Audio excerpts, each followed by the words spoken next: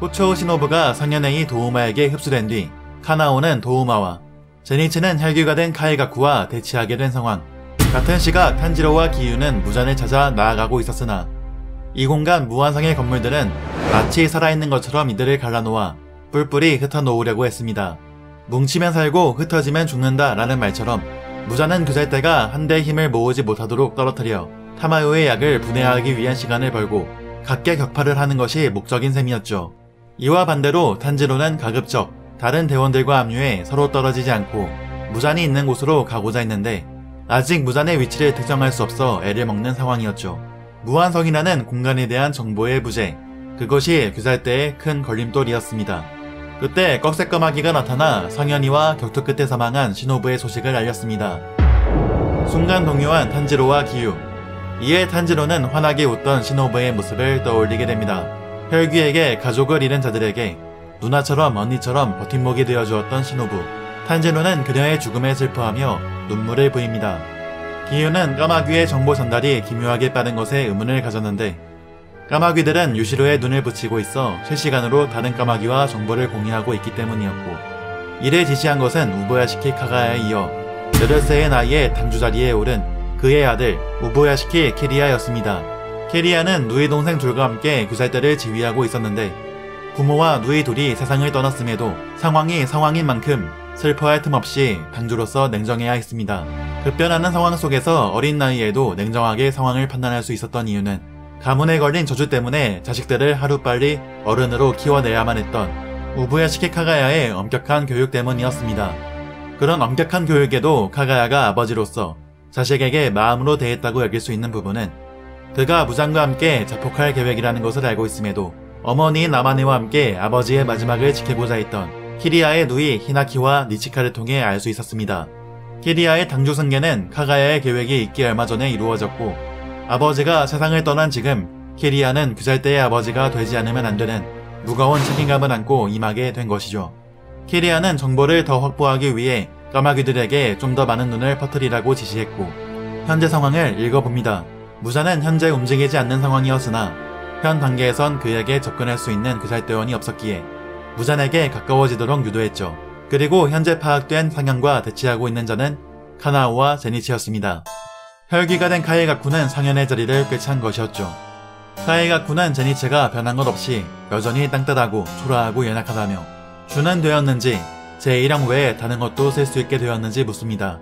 현재 카이가쿠는 혈귀가 되었을지언정 상현이라는 높은 위치에 오른 것에 득이양양한 상태였는데 이에 제니치는 대충 구멍 메꾸기로 상현 말단에 들어간 건데도 무척 기뻐 보인다며 받아쳤고 어째서 혈귀가 된 것인지 물었습니다. 카이가쿠의 기쁨과 대조적으로 제니치는 매우 분노했습니다. 그 이유는 번개의 호흡에 계승권을 가진 카이가쿠가 혈귀가 되어버린 바람에 스승인 지고로가 스스로 활복하는 것으로 책임을 졌기 때문이었죠. 활복했을 때 누군가가 목을 쳐주지 않으면 오랜 시간 고통 속에서 죽게 되는데 지고로는 스스로 고통 속에서 죽는 것으로 속죄하고자 자신의 손으로 목도 심장도 찌르지 않고 그대로 고통을 받아들이며 세상을 떠났습니다. 제니치는 그가 오랜 시간 고통 속에서 죽었을 것을 생각하며 눈물을 보였죠. 그러나 카이가쿠는 자신이 알 게 뭐냐며 항상 자신을 올바로 평가해주는 사람 쪽에 붙는다고 말했습니다. 지고로가 제니치와 함께 공동 후계자로 정한 것에 카이가쿠는 큰 불만을 품고 있었는데 자기만 특별하지 않으면 성이 차지 않았기 때문이었습니다. 그렇기에 그는 지고로가 고통 속에서 죽었다는 말에 속이 다 후련하다고 말하며 지고로가 노망이 났다고 모욕했습니다. 고작 그런 것 때문에 혈기가 되었고 지고로를 죽게 만들었을까. 제니치는 헛웃음이 났고 할아버지는 노망나지 않았다고 반박했습니다. 그리고 자신이 딸거지라면 넌 쓰레기라고 발아쳤죠. 제1형밖에 못쓰는 제니치와 제1형만을 못쓰는 카이가쿠. 지고로가 어느 하나 완전한 후계자를 갖지 못한 것에 제니치는 할아버지가 불쌍하다고 말했습니다. 동급 취급의 격분한 카이가쿠는 번개의 고급 제4형 원래를 사용하며 공격합니다. 그러나 이전에 카이가쿠가 알던 제니치가 아니었습니다. 그의 공격을 가볍게 피하고 반격했죠. 그런 제니치의 모습에 카이가쿠는 당황합니다. 게다가 무의식의 기대에 싸우던 전과 다르게 제니치는 자신의 자아로 싸움에 임하고 있었죠. 그러나 온몸의 세포가 절규하며 울음을 터뜨릴 듯한 압도적인 공포. 어찌해도 이길 수 없는 강자를 눈앞에서 목격한 카에가쿠에게 있어 제니츠는 그에 비할 바가 되지 못하였죠. 카에가쿠의 신념은 탱냥과 비슷한 사람만 있으면 어떻게든 된다. 죽을 때까진 지는 게 아니다 였습니다. 그러나 이들의 차이점은 카에가쿠는 생존의 우선순위가 자기 자신한테만 있었죠. 땅바닥에 머리를 비벼대도, 집이 없어도, 흙탕물을 마셔도, 돌봐주던 절에서 돈을 훔쳤다고 욕을 얻어먹어도 그는 살아남기 위해 발버둥 쳤고 어느 날 상현의 일 코쿠시보와 마주치게 되자 혈기가 되어 더 큰 힘을 갖고 싶다고 빌었습니다. 그런 생존의 발버둥이 무잔의 마음에 들었을까요? 호흡을 쓸 줄 아는 자를 혈기로 만드는 경우 무잔에게 피를 많이 받아야 하는데 결국 카에가쿠는 혈기가 되었고 단기간에 상현의 육이 될 수 있었습니다. 카에가쿠는 그때의 공포에 비한다면 제니츠를 잔챙이라고 생각했습니다. 그리고 같이 훈련하던 시절의 기억을 떠올렸죠. 항상 앵앵거리며 울고 다녔던 모습, 아무런 긍지도 긍정도 없던 모습. 그는 그런 제니츠와 자신을 공동 후계자라고 말한 지구로의 모습을 떠올리며 더욱 분노했고 번개의 호흡 제2형 도온을 사용해 공격합니다. 숨 한 차례, 눈 깜짝할 사이에 5연속 공격. 제니츠는 카에가쿠가 인간을 많이 잡아먹었음을 알게 되었습니다. 이에 선악도 분간이 안되게 되었냐고 물었고 카에가쿠는 제3형 신문상례를 사용하며 자신을 올바로 평가하고 인정하는 자는 선, 낮게 평가하고 인정하지 않는 자가 악이라고 답했습니다. 현재 카에가쿠에게 있어 상현의 자리를 내어준 무자는 선, 자신이 싫어하는 제니츠와 동렬해 놓은 지구로는 악인 셈이었죠. 이어서 제5형 열괴례를 사용합니다. 그의 혈기술은 피부에 금을 퍼뜨리고 태우는 참격이었습니다. 속도에 특화된 번개의 호흡에 한 번이라도 스치게 되면 몸이 붕괴해 나가는 혈기술. 호랑이가 날개를 단 듯한 시너지를 발휘하는 능력이었죠. 곧이어 카에가쿠가 전방에 광범위한 참격을 쏟아붓는 제6형을 사용합니다. 그리고 참격을 맞고 추락하는 제니츠를 바라보며 카에가쿠는 말합니다. 자신은 혈기가 되어 번개의 호흡을 초월했다고. 자신은 너희와 다르게 특별하다고 말했죠. 그의 모습을 보며 제니츠는 떠올립니다. 한때는 존경했던 자에 대한 기억. 카에가쿠를 보고 배우라며 할아버지에게 혼났더니 번개의 호흡의 기본이 되는 제1형만을 쓰지 못하는 카에가쿠를 험담하던 귀살대원들을 흠씬 두들겨 팼더니 제니츠는 카에가쿠가 자신을 싫어한다는 것을 알고 있었고 그도 마찬가지로 카에가쿠를 싫어했습니다. 그래도 항상 노력하고 우직하게 앞으로 나아가는 모습에 제니츠는 울며 도망치던 자신과는 다른 그의 등을 보며 진심으로 존경하고 있었죠. 카에가쿠는 항상 특별해지고 싶었으나 정작 그를 특별하게 생각했던 것은 그가 그토록 싫어하던 제니츠와 지고로였습니다. 그러나 제니츠는 그에게서 항상 불만스러운 소리가 나고 있음을 느끼고 있었죠. 제니츠는 그것을 이렇게 표현했습니다. 마음속에 행복을 담는 상자에 구멍이 났다고. 빨리 그 구멍을 깨닫고 막지 않으면 영영 채워지지 않는다고. 절에 있었을 때에도 지구로의 밑에서 수련했을 때에도 행복은 멀리 있는 것이 아님에도 만족할 줄 모르는 허영심과 오만함, 자신만이 특별하지 않으면 안 되는 남을 밟고서라도 살아남으려는 이기심. 제니츠는 할아버지에게 사과했습니다. 끝내 서로의 길이 갈라서 버린 것에. 곧이어 자세를 고쳐잡았고 미안하다고 사과합니다. 한때는 형이라고 생각했던 자에게. ごめん兄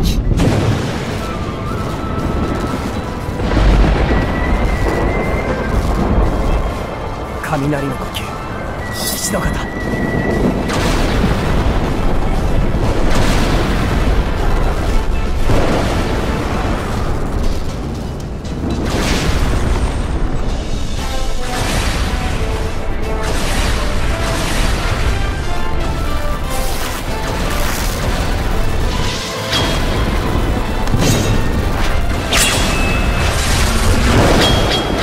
このいかずちの神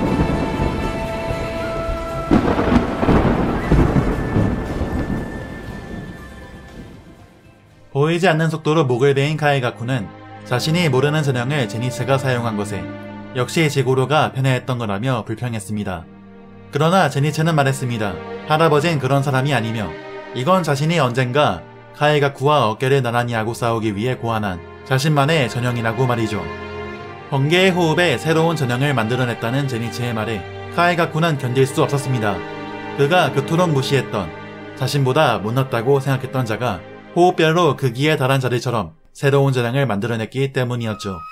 그러나 카에가쿠는 자신과 함께 제니츠도 떨어져 죽게 되리라 생각하며 자신이 진 것은 아니라고 생각했죠. 그때 유시로가 등장하며 제니츠와 카이가쿠 서사를 관통하는 말을 하죠. 남에게 베푼 것이 없는 자는 결국 남한테서 아무것도 받을 수 없게 된다. 탐을 내기만 하는 놈은 결국 아무것도 갖지 못한 거나 마찬가지. 스스로는 아무것도 낳을 수 없으니까. 혼자서 죽는 건 비참한 일이지. 이 말을 끝으로 유시로는 추락하던 제니츠를 구해냈습니다. 그러나 카이가쿠의 혈기술로 제니츠는 위급한 상황. 눈을 뜬 그는 다른 공간에 있었고 자신의 은인이자 스승이자 친할아버지와 같은 지구로를 만나게 됩니다. 제니츠는 자신은 끝내 카이가쿠와 잘 지내지 못한 것을 사과했습니다. 그리고 자신만 없었다면 카이가쿠도 그렇게 안 됐을지도 모른다며 자책하고 용서를 구했죠. 제니츠는 할아버지가 살아있는 동안 주도 되고 싶고 은혜도 갚고 싶었으나 그렇게 하지 못한 것을 계속해서 사과했습니다. 카나오가 말했던 것처럼 좋아하는 사람이나 소중한 이는 막연하게 내일도 모레도 살아있을 것 같은 생각이 들지만 그것은 한낱 소망에 불과하고 절대적으로 약속된 것이 아니었던 것이죠. 제니츠의 사과에도 지구로는 묵묵부답이었고 이에 제니츠는 그가 있는 곳으로 향하려 했으나 피아노가 다리에 엉켜 몸을 속박합니다. 그런 그에게 이 짧은 재회의 시간, 지구로는 마지막 말을 전하고자 했습니다. 울거나 도망쳐도 자신의 가르침대로 포기하지는 않았던 제니츠. 한 가지 기술밖에 사용하지 못했음에도 극한의 극한까지 갈고 닦아 그 누구보다도 강인한 칼날이 되어 다른 이들을 위해 칼을 휘둘렀던 지고르는 말합니다. 넌 나의 자랑거리니라.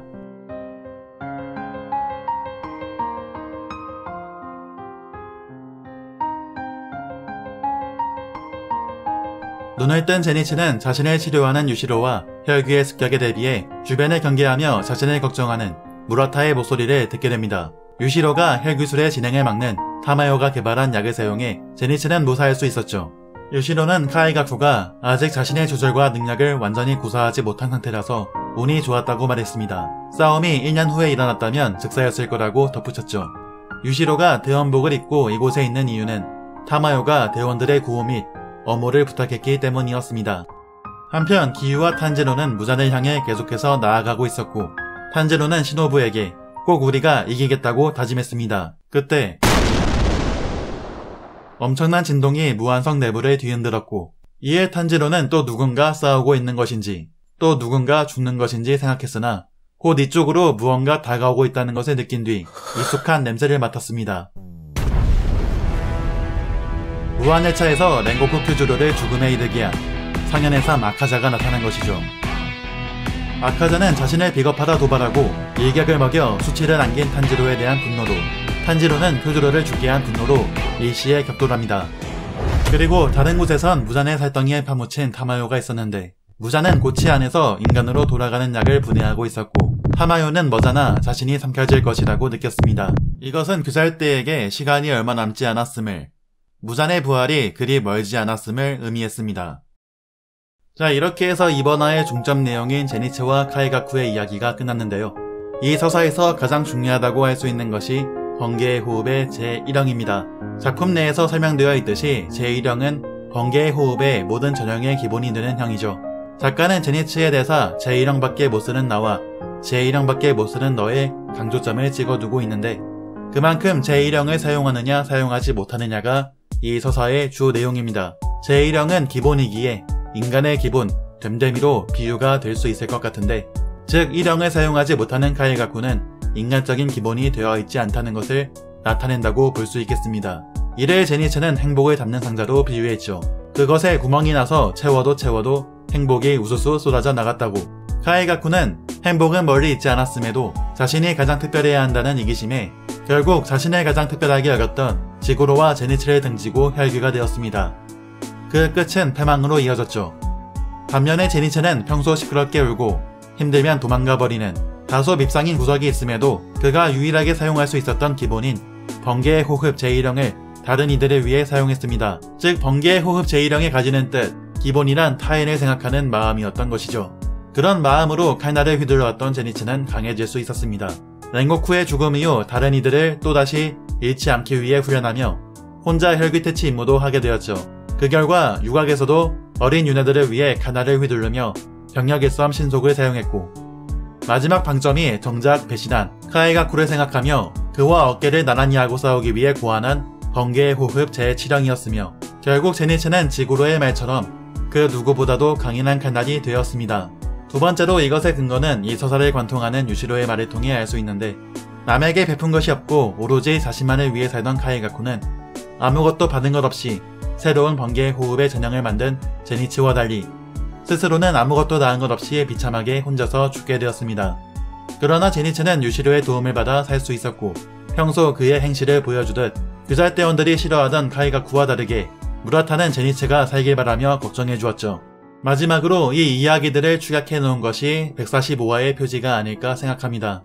서로 출발점은 부모 없는 고아로 같았으나 성품에서 나타난 차이, 카이가쿠는 자신만을 위해 절에 있던 교메이와 아이들을 혈귀에게 팔아넘겼고, 제니츠는 강해져서 약자들을 돕는 꿈을 꾸었습니다. 그 결과 카이가쿠는 늘 혼자였고 제니츠는 좋은 동료들과 만나게 되죠. 그리고 서로 다른 길에 들어섰고 카이가쿠는 패망하게 되었습니다. 여기까지 카이가쿠와 제니츠의 서사를 통해 보는 귀멸의 칼날의 권선징악 주제의 일부였는데, 제니츠의 번개의 호흡에 관해선 오피셜은 없지만 귀멸의 칼날에서 대부분 그냥 있는 설정이 없는 만큼, 또한 남을 도운 것이 자신을 이롭게 한다는 주제와 관련 지어볼 때 작가는 그런 뜻으로 번개의 호흡 제1형을 사용하는 제니츠의 성장 스토리를 넣은 것이 아닐까 싶네요. 우리 주변에서 흔히 볼 수 있는 인간상, 소재들로 교훈을 주는 귀멸의 칼날, 과연 다음은 어떤 내용이 기다리고 있을까요? 이번 화가 애니화가 된다면 기대되는 부분은 말해보에 다음 영상에서 봐요. 안녕!